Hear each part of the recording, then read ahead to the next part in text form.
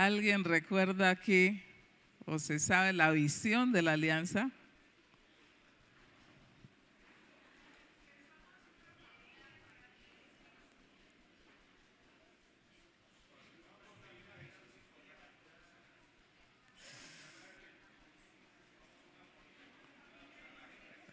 ¿Alguien? Bueno, sí, hay 2, 3 personas. Yo quiero que alguien lo diga fuerte, póngase de pie y lo dice fuerte en voz alta. La visión de la alianza. La visión.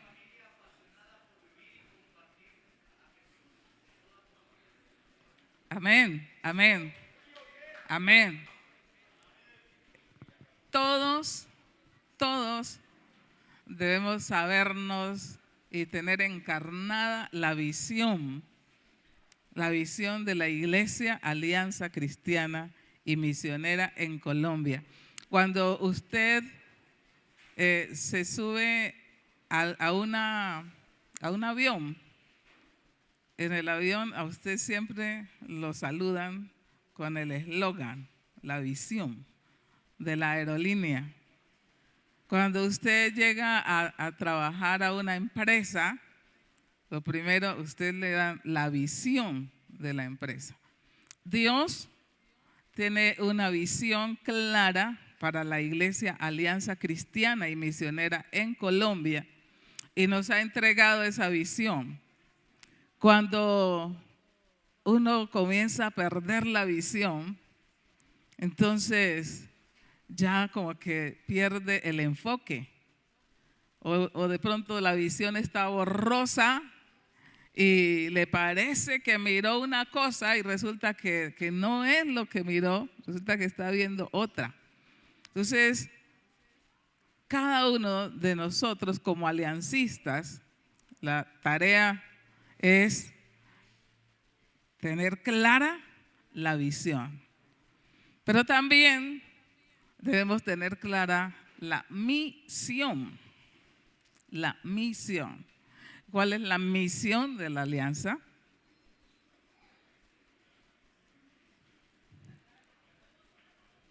La misión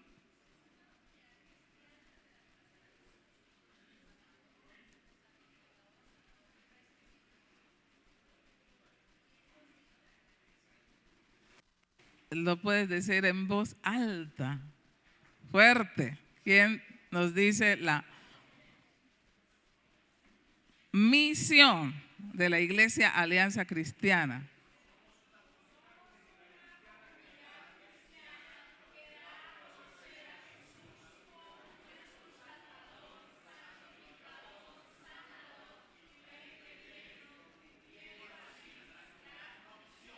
Amén, amén. Cumpliendo así la gran comisión. Entonces vamos a resumirla en la última partecita. Somos llamados a cumplir la gran comisión, que es hacer discípulos. Está en Mateo 28, del 16 en adelante. Es hacer discípulos conforme al carácter de Cristo. Hacer discípulos que hagan discípulos. Entonces, mire, si a nosotros nos hicieran un examen ahora mismo acerca de la visión de la alianza y acerca de la misión, de pronto sería que lo aprobamos. Todos como una familia, porque la visión comienza, somos una familia. ¿Realmente somos familia? ¿Qué es lo que hace una familia? ¿Cómo se comporta una familia? ¿Será que realmente somos familia? Nuestra visión dice somos familia, una familia que está apasionada. ¿Será que realmente como familia estamos apasionados por vivir y compartir a Jesús? La pasión es algo que no se puede esconder. La pasión es algo que se transmite. La pasión es algo que debe incendiar el lugar donde estamos porque es que no lo podemos esconder. Los apasionados por el fútbol están aquí.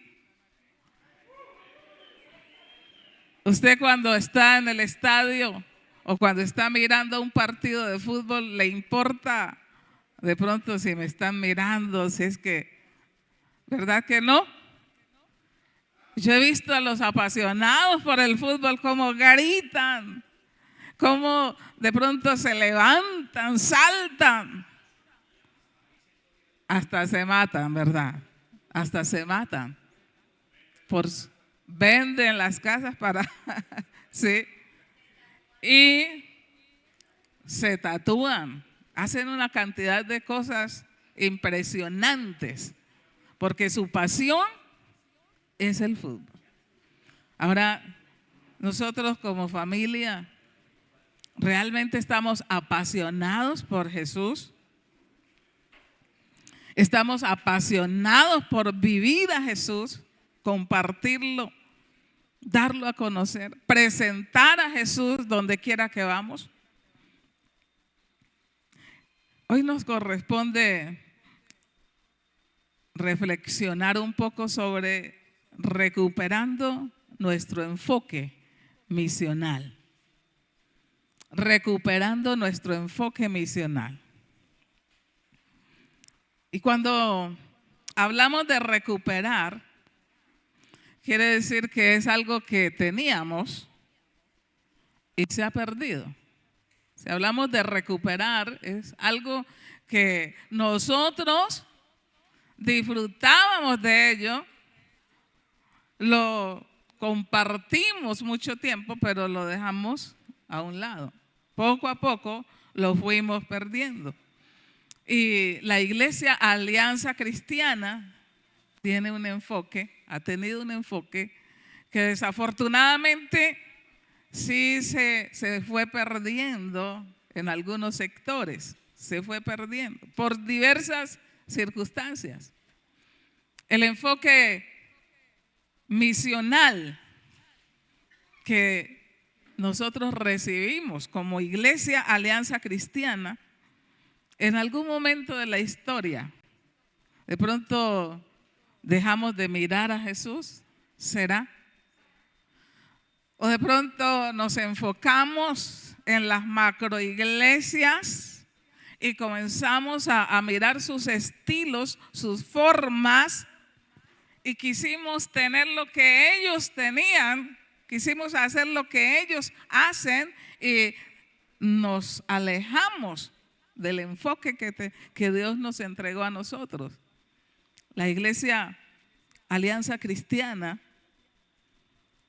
de una forma muy sutil, ha ido perdiendo el enfoque misional.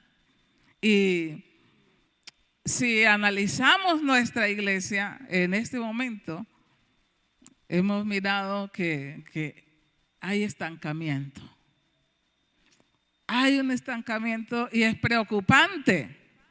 ¿Cuánto tiempo llevamos hablando de que tenemos 330, a veces decimos 32, pero anoche yo escuché a alguien decir que eran como 320 ya sedes? Si hacemos el análisis de las sedes que nosotros llamamos iglesias de la Alianza y que de acuerdo a nuestros estatutos cumplen los requisitos, no alcanzaríamos a tener 330 iglesias constituidas. Tenemos campos misioneros, tenemos proyectos misioneros y dentro de la región que a mí me corresponde, tenemos 64 sedes y de las 64 sedes, solo 19 son iglesias. Solo 19 cumplen los requisitos. Es decir, que alcanzan los 100 miembros, algunas más, pero solo hay 19. ¿Preocupa esto? Es preocupante. Y lo más preocupante es que si hacemos el seguimiento, vemos que no están creciendo naturalmente como debe crecer un organismo vivo. No están creciendo naturalmente nuestras sedes, nuestras comunidades aliancistas en los diferentes sectores.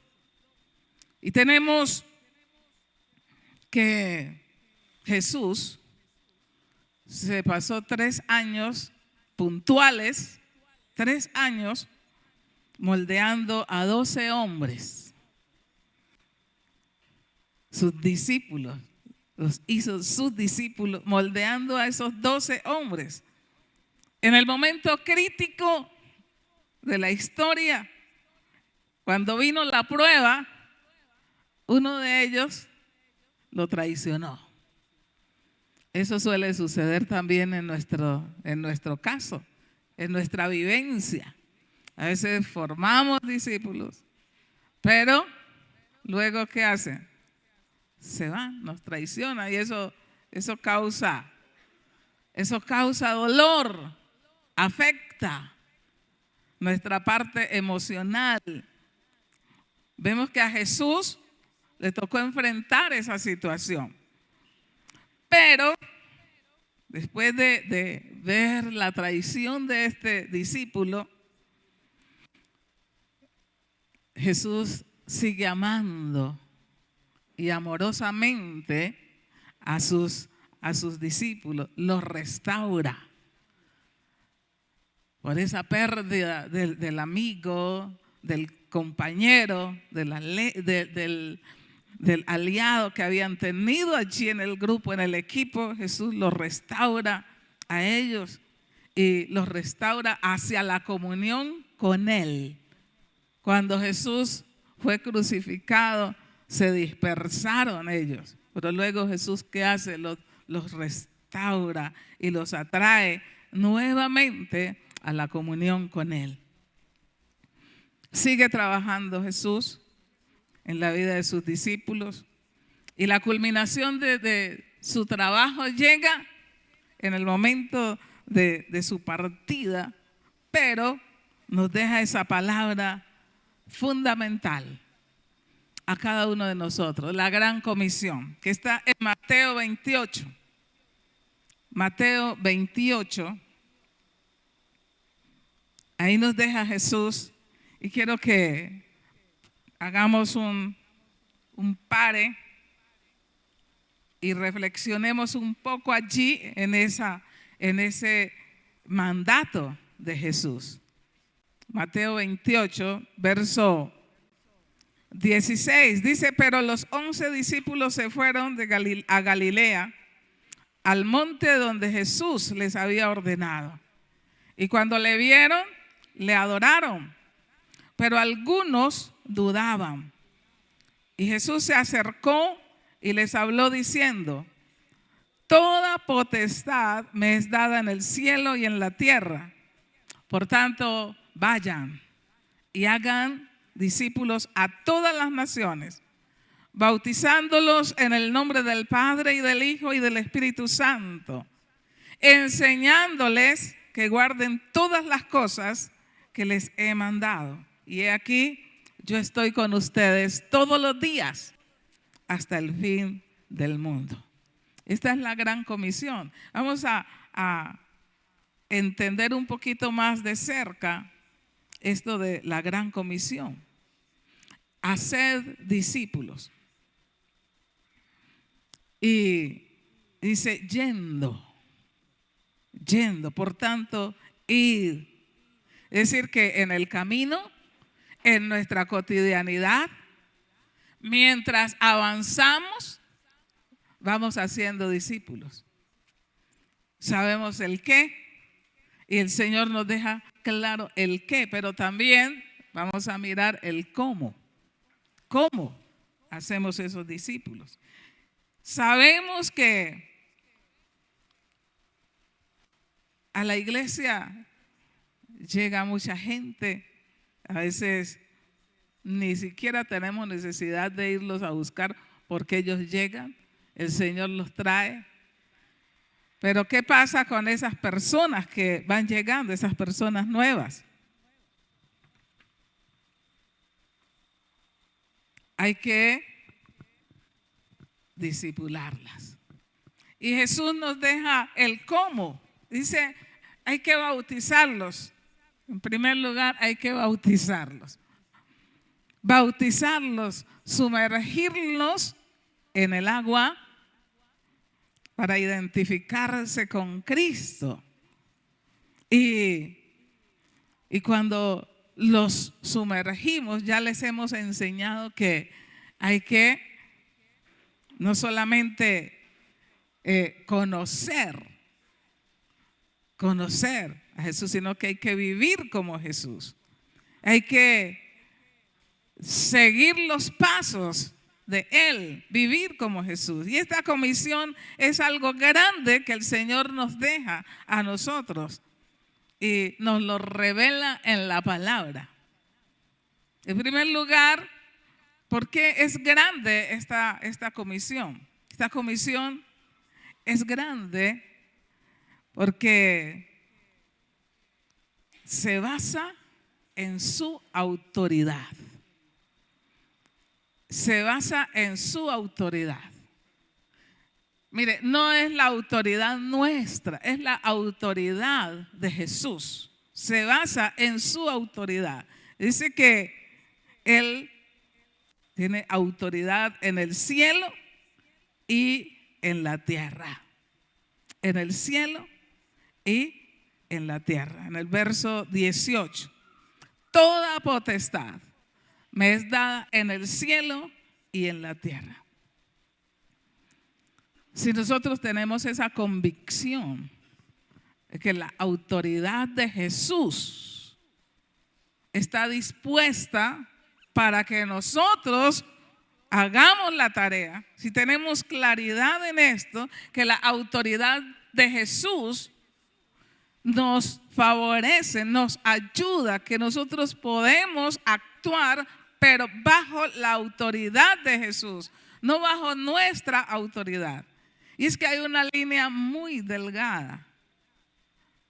Fácilmente nosotros podemos creernos que es nuestra autoridad, que es nuestro poder, que es la forma como nosotros hacemos las cosas, que es la forma como hablamos, que es la forma como tratamos a la gente, y nos creemos la mentira de que somos nosotros, pero es Jesús, es Él, es Él.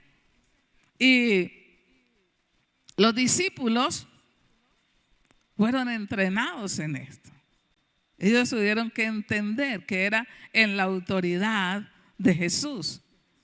Esto hace que esta comisión sea grande, porque no es en la fuerza humana, porque no es en la capacidad humana, es en el poder que nos da el Señor.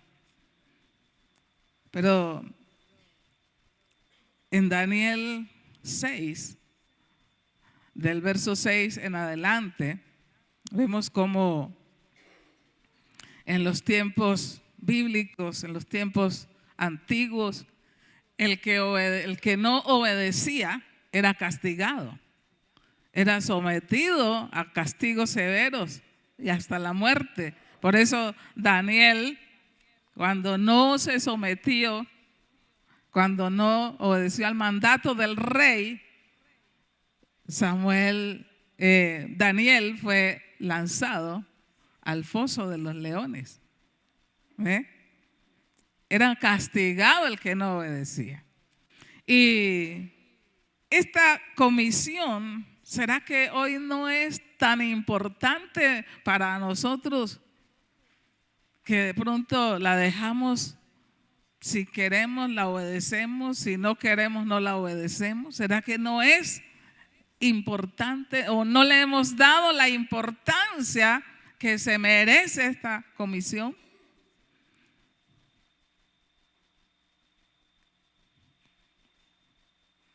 Hoy en día es necesario volver a mirar a Jesús, mirar su poder, mirar su autoridad, echar mano como ese recurso fundamental para la tarea, echar mano a la autoridad de Jesús. Esa es la autoridad de Jesús. Pero también la comisión se extiende a todas las naciones. En segundo lugar, se extiende a todas las naciones. Hechos 1:8, ¿qué dice? Recibiréis poder cuando haya venido sobre vosotros el Espíritu Santo. Nos ha sido dado, nos ha sido entregado. Y esto se extiende no solamente a nuestra casa, nuestra Jerusalén, sino a nuestra Judea, nuestra Samaria y hasta lo último de la tierra. Hasta lo último de la tierra. Es nuestro deber hacer discípulos que puedan garantizar la extensión del reino. Jesús invirtió tiempo, esos 3 años los invirtió en esos discípulos para que ellos fueran e hicieran a otros discípulos. Anoche, cuando estábamos aquí en la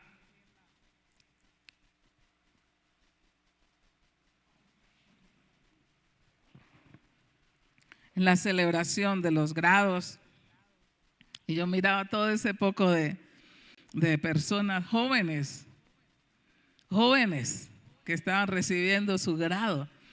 Pero yo dije, cada uno de ellos debe tener un discipulador. Cada uno de ellos debe tener un mentor.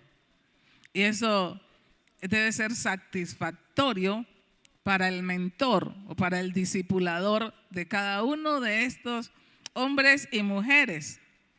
Y saber que ellos están preparados para ir. No solamente por el estudio que realizaron, sino por la vida de Jesús que ha sido transmitida a ellos. La vida de Jesús ya debe estar en ellos. Y la enseñanza que han recibido. Porque también esta comisión es grande porque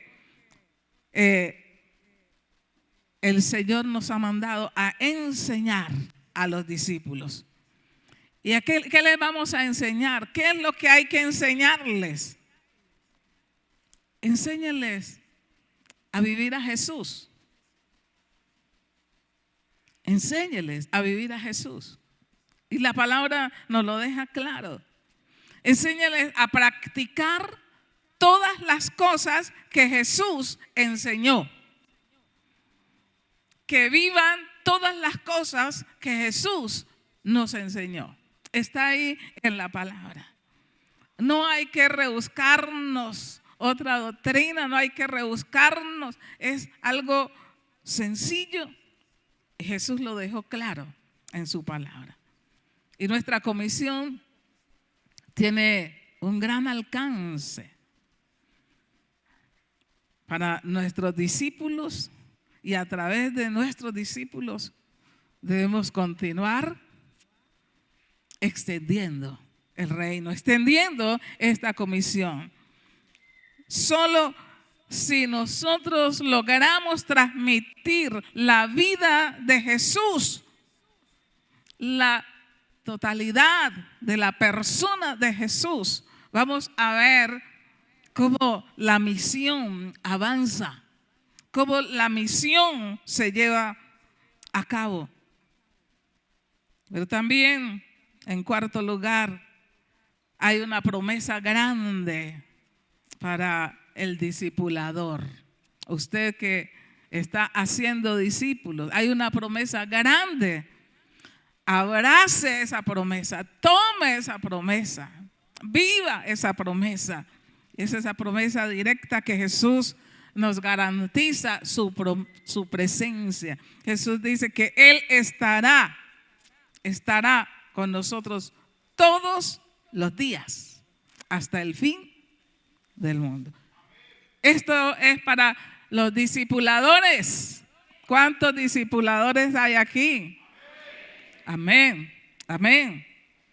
Esta presencia de Jesús, esta compañía de Jesús va más allá de la teoría, de solamente el poderlo mencionar, poderlo decir y sentirnos complacidos. Esto va más allá de la teoría. Esto es práctico. Esto es práctico. El Espíritu Santo está en cada creyente. El Espíritu Santo está en cada uno de nosotros para acompañarnos, para ayudarnos, para direccionarnos, para motivarnos cuando sentimos que las fuerzas se agotan. El Espíritu Santo está allí para darnos fuerzas nuevas. El Espíritu Santo está allí, presente. Él lo prometió y lo cumple. Entonces, es el Espíritu Santo el que da la sabiduría sobrenatural. Es el Espíritu Santo el que ministra a los discípulos todos los días. Es el Espíritu Santo. Y esto, si lo conectamos con Mateo 4, verso 17, ahí en Mateo 4,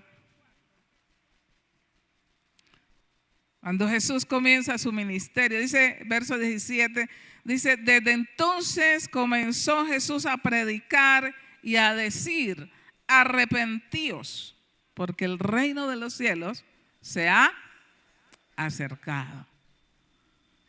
Nos conecta con el arrepentimiento. Y el reino de los cielos se extiende. Este mensaje fue anunciado por Juan el Bautista. Juan el Bautista vino a preparar el camino del Señor. Y Juan el Bautista predicaba ese mensaje del arrepentimiento. Y es el mensaje central del reino. Arrepentíos, porque el reino de los cielos se ha acercado. ¿Qué tanto hablamos nosotros del arrepentimiento hoy? ¿Qué tanto nosotros enseñamos acerca del arrepentimiento? A veces nos da como miedo hablar del arrepentimiento porque la modernidad de pronto ya nos hace sentir cohibidos y no queremos hablar acerca del arrepentimiento, pero es el mensaje que Jesús predicó. Es el mensaje que el Señor Jesús nos enseñó que debíamos predicar acerca del arrepentimiento. Y la gente tiene que saber, la gente tiene que darse cuenta que es necesario arrepentirnos, es necesario hacer cambios en nuestras vidas. Y regresar a la misión, volver a la misión, tiene que ver con recuperar ese mensaje que un día predicábamos y que nos predicaron a nosotros, que nos enseñaron a nosotros, Regresar a la misión tiene que ver con recuperar ese mensaje original que nos fue entregado, ese mensaje del arrepentimiento que nos fue dado. Arrepentíos porque el reino de los cielos se ha acercado. Esta directriz fue recibida por los discípulos. Ellos, ahí en Mateo 28, 20, ellos recibieron esa directriz, enseñándoles que guarden todas las cosas. Enseñándoles que guarden todas las cosas que les he mandado. Y así nosotros tenemos que enseñar a nuestros discípulos que guarden todas las cosas que Jesús nos ha mandado. No lo que nosotros les hemos mandado, es lo que Jesús nos ha mandado. Predicar a Jesús. Jesús nos ha enseñado claramente cuál es el estilo de vida que se debe vivir. Y esta directriz era precisa, era concreta, es clara. Enséñeles que guarden lo que usted ha aprendido de Jesús. Enséñeles que hagan lo que usted hace porque lo aprendió de Jesús.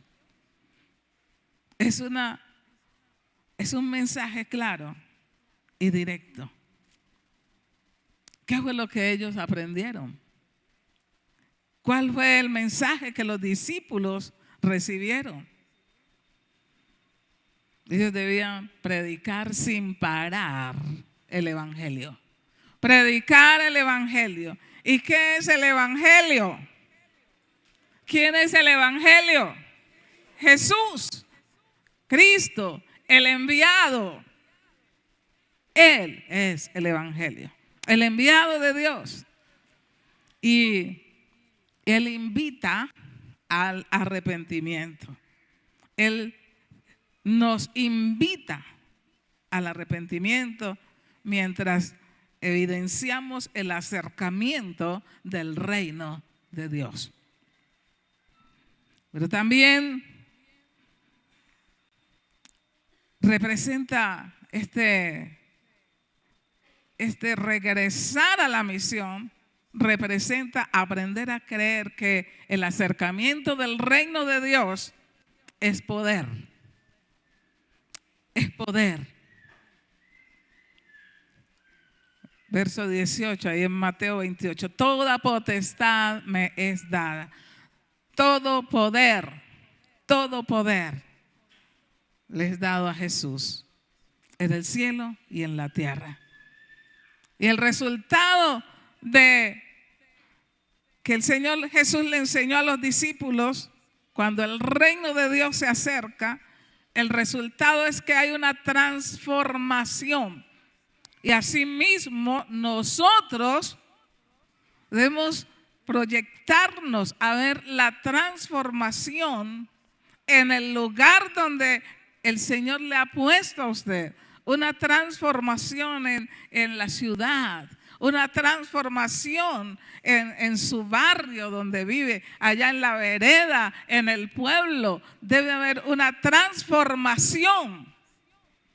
Eso es posible, pero debemos estar convencidos de que el reino de Dios se acerca para traer cambios, para traer transformación.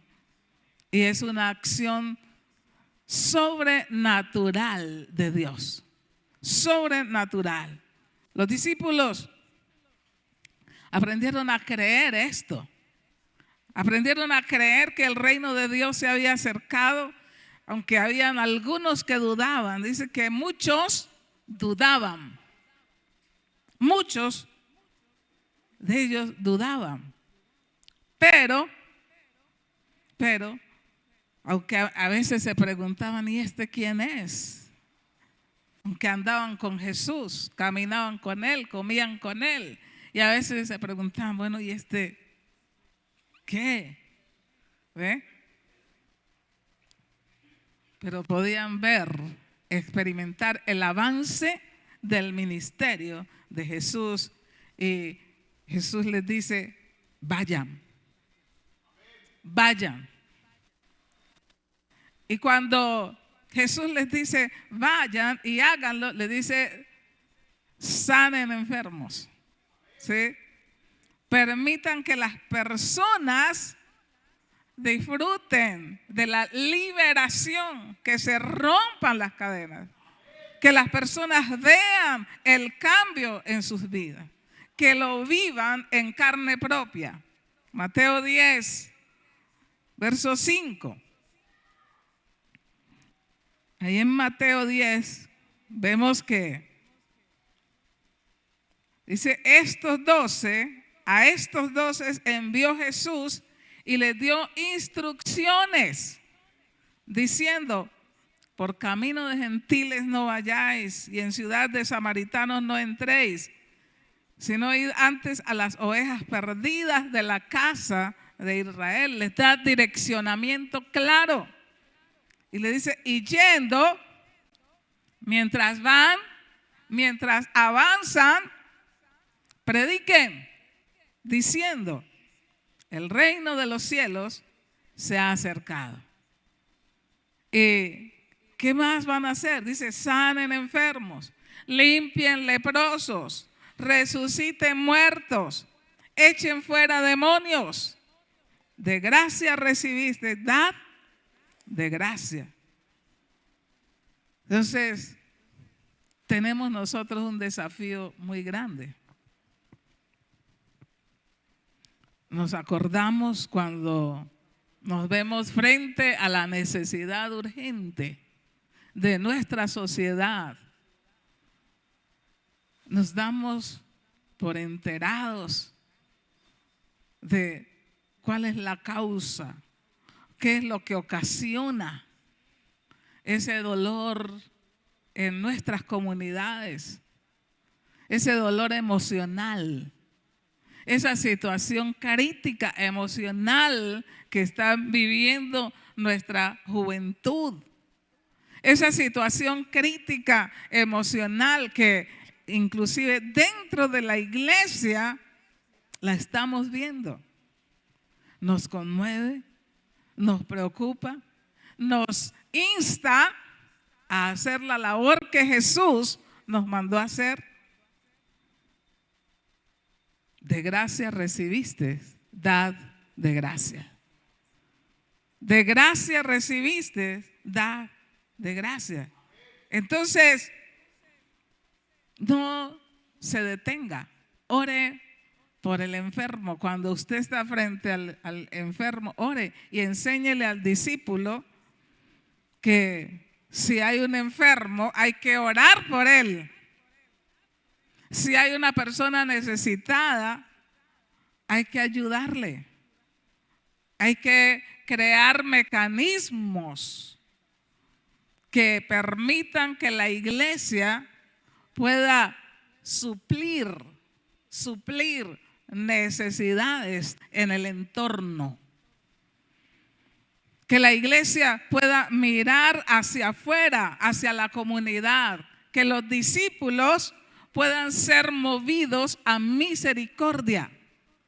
Que los discípulos puedan ver, así como Jesús miraba la necesidad de la gente y gestionaba. ¿Qué vamos a hacer? Que asimismo nuestros discípulos aprendan a gestionar para traer soluciones a nuestros entornos.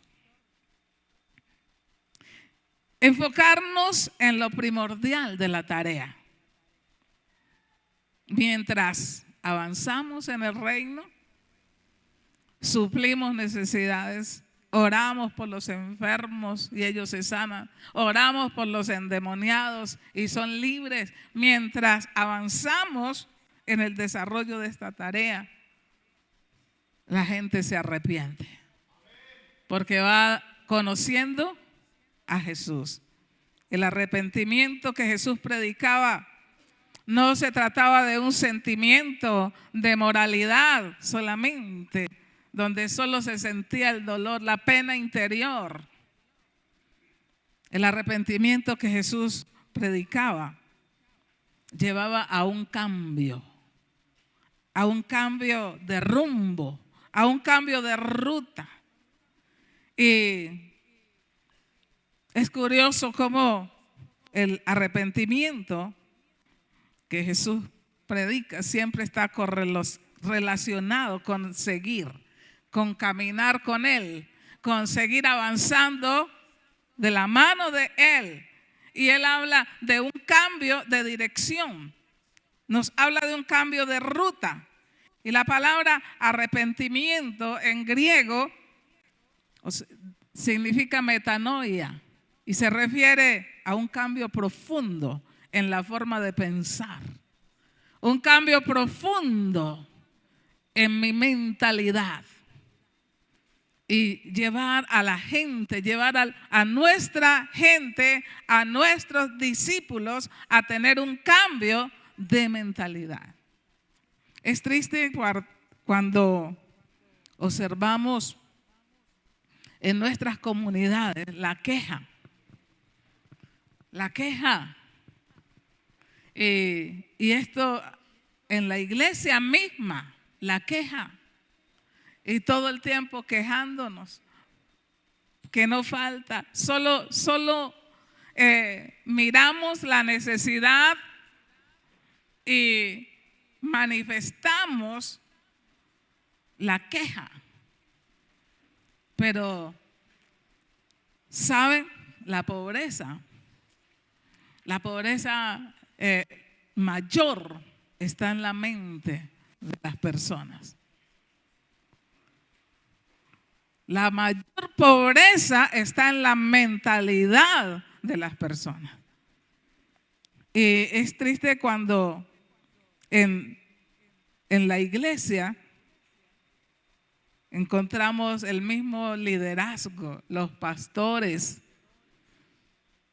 Cuando uno les dice, pastor, ¿y usted por qué está atrasado en sus compromisos? No es que no hay. Es que los recursos no alcanzan. Y se declara todo el tiempo que no hay. Pero estamos predicando de un Dios que es proveedor. Estamos predicando de un Dios que es rico en misericordia, abundante en misericordia. Estamos predicando de un Dios que suple todo lo que nos hace falta conforme a sus riquezas en gloria. ¿Hay coherencia entre lo que predicamos y lo que vivimos? Analice un poco esta situación. ¿Hay coherencia entre lo que predicamos y lo que vivimos? Y cada vez, cuando hay esta mentalidad, cada vez se hace más escasa la provisión. Se hace más escasa la provisión. Y yo miro que cuando Jesús habla del arrepentimiento, está hablando de ese cambio en la mentalidad. Y es llevar a nuestros discípulos también a tener un cambio de mentalidad. Pero para llevar a los discípulos a tener un cambio de mentalidad, tengo yo primero que haber cambiado mi mentalidad. Porque para hacer discípulos, yo debo ser. Entonces, necesitamos trabajar al ser.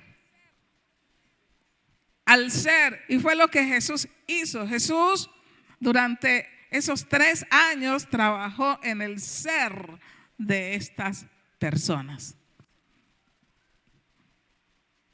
se dedicó a trabajarle al ser. Y luego, ahora sí vino el hacer. Vayan y hagan, porque ya había trabajado el ser.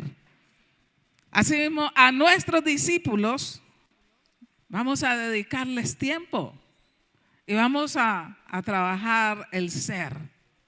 Y vamos a trabajarles a ese cambio de mentalidad. Y sí tenemos que arrepentirnos, porque nuestro testimonio habla de lo que creemos. Nuestro testimonio habla de si lo que nosotros estamos diciendo es verdad. Y tenemos que arrepentirnos porque hablamos una cosa y luego demostramos con nuestras acciones, demostramos otra. Entonces hay que reorientar nuestra mente, reorientar nuestra voluntad. Y esto lleva a un cambio de conducta.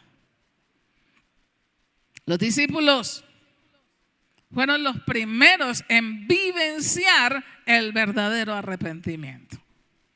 Los discípulos miraron el cambio en sus vidas. Ellos miraron evidencias de cambio y Jesús los llevó a cambiar. Cambios evidentes. Pedro y sus compañeros eran pescadores. Dijo, ahora vas a ser pescador de hombres. Eso mismo que haces con los peces allá en el mar, ahora vas a ser pescador de hombres.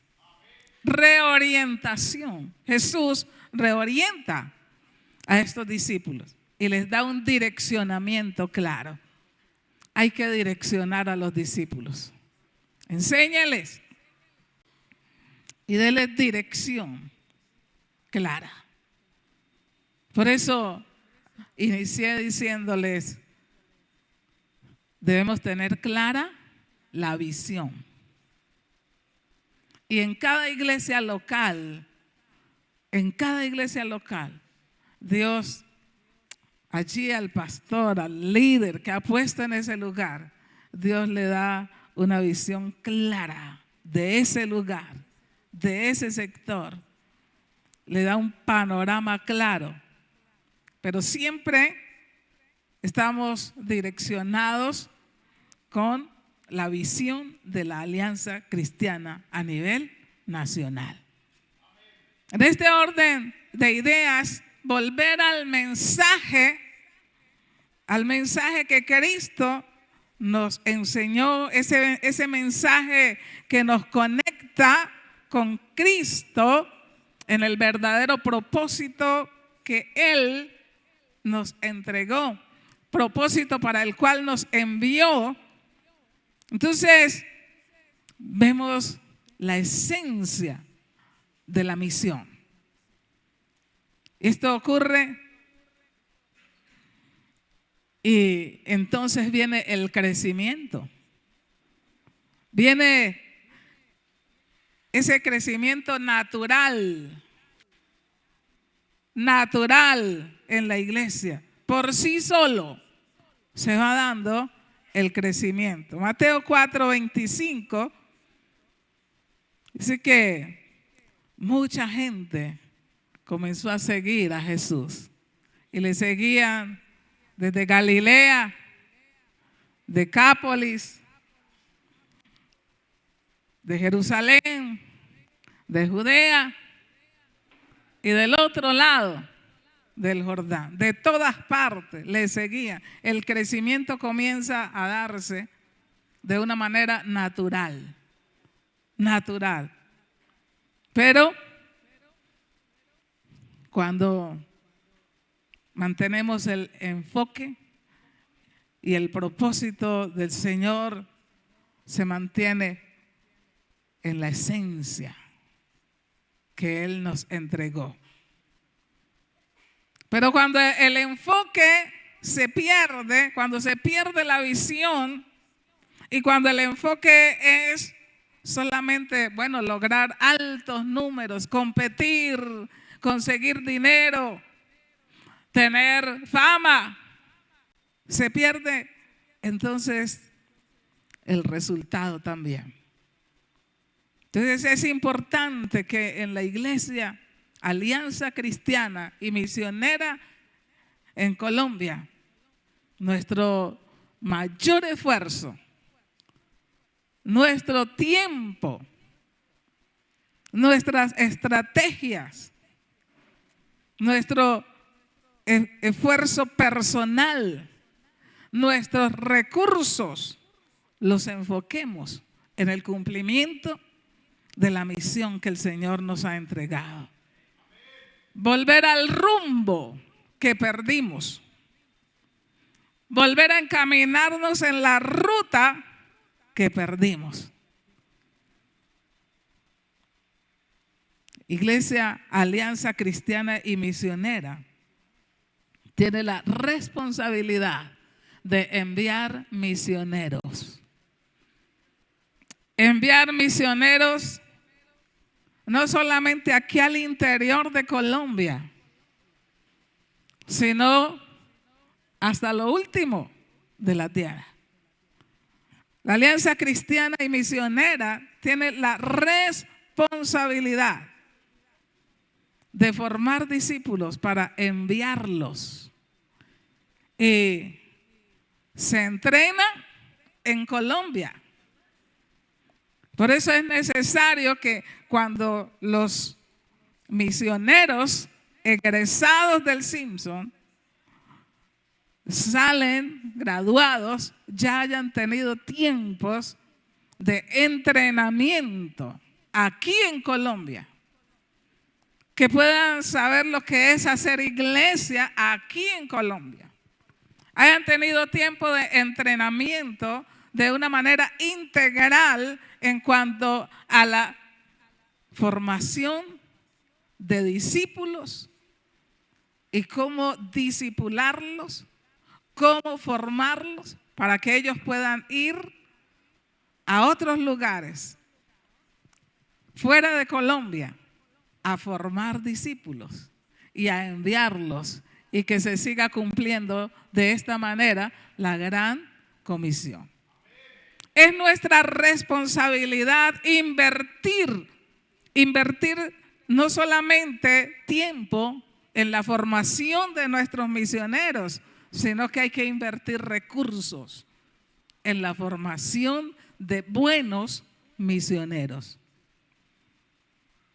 Yo soy muy observadora y soy una persona que evalúa, y los que han estado trabajando conmigo saben, los misioneros egresados de el A.B. Simpson deben ser misioneros calificados. Calificados. No solamente misioneros que salgan a tocar las emociones de la gente. No. Que sean misioneros capaces de formar a otros. No misioneros que brindan solo información, sino misioneros que son capaces de dar formación a otros. De esta manera, nuestra misión podrá cumplir con la tarea y podremos tener cada vez más estudiantes acá en el A.B. Simpson. Y podemos estar motivados en las iglesias locales en formar a otros misioneros, pero si hacemos bien la tarea. Entonces, en conclusión, la iglesia debe ir a todo el mundo. Alianza Cristiana, preparémonos para ir a todo el mundo, a todas las naciones, de acuerdo al mandato de Cristo. Pero pero haciendo discípulos que hagan discípulos y que guarden los mandamientos de Cristo. Discípulos que evangelicen y que el testimonio que den sea un testimonio digno de imitar. Que haya en ellos una verdadera conversión, que no se concentre la energía solo en el crecimiento numérico, sino que se hagan discípulos, que se aparten, que decidan apartarse del mundo y que observen los mandamientos de Cristo, los sigan a Él de todo corazón, con toda el alma, con toda su mente, con toda su voluntad, que realmente se concentren en agradar y honrar a Dios con todo lo que hagan. Amén. Tenemos un desafío muy grande y nuestra tarea es llevar a la práctica lo que el Señor Jesús nos ha enseñado.